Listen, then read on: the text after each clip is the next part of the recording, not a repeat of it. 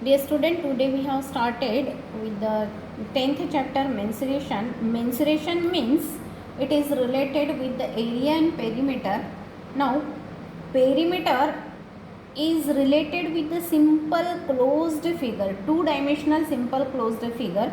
Simple closed figure you must have already studied in elementary shapes when you have studied the understanding geometry.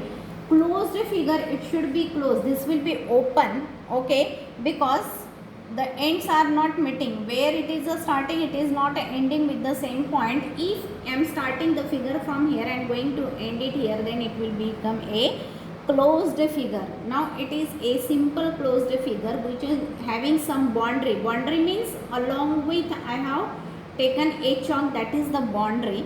So length of the boundary of any simple closed figure will give us perimeter.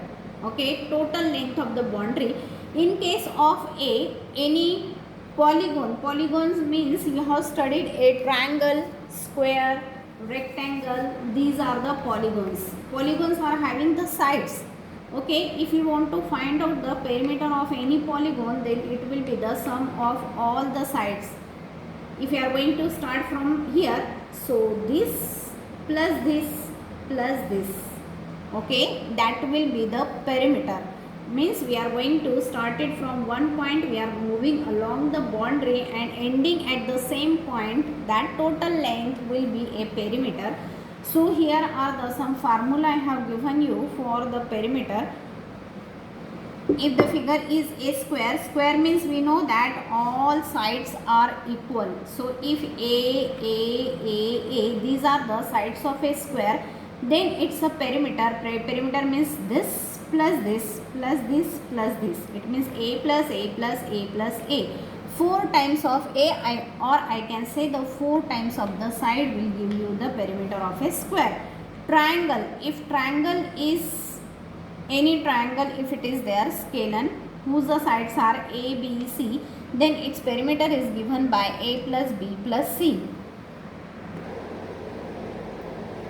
If any rectangle it is there, rectangle means we know that it is a quadrilateral whose opposite sides are equal. If this is the length L, okay, then this will be also length L. If this is the breadth B, then this is also the breadth B.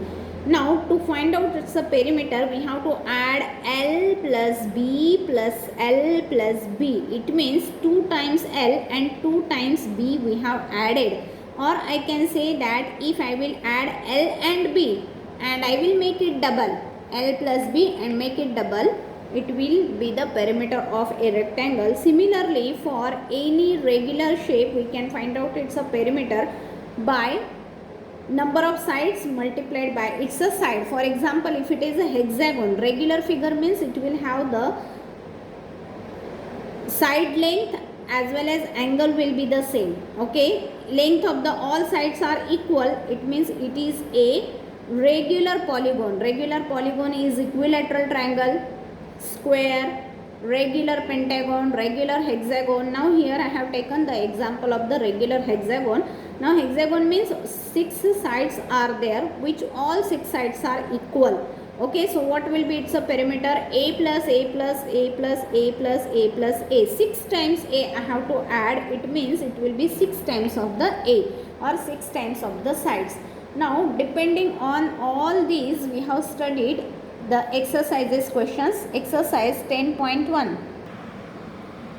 Exercise 10.1, first question, figure is already given to us and it is asked to find out its a perimeter. As it is a closed polygon, we can see that 4 sides are there, so it is a quadrilateral.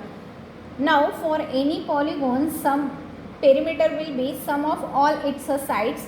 So we are going to add it. If I will start it from this point, 4 plus 2 plus 1 plus 5, that will be the perimeter of the given figure, and we got it like that.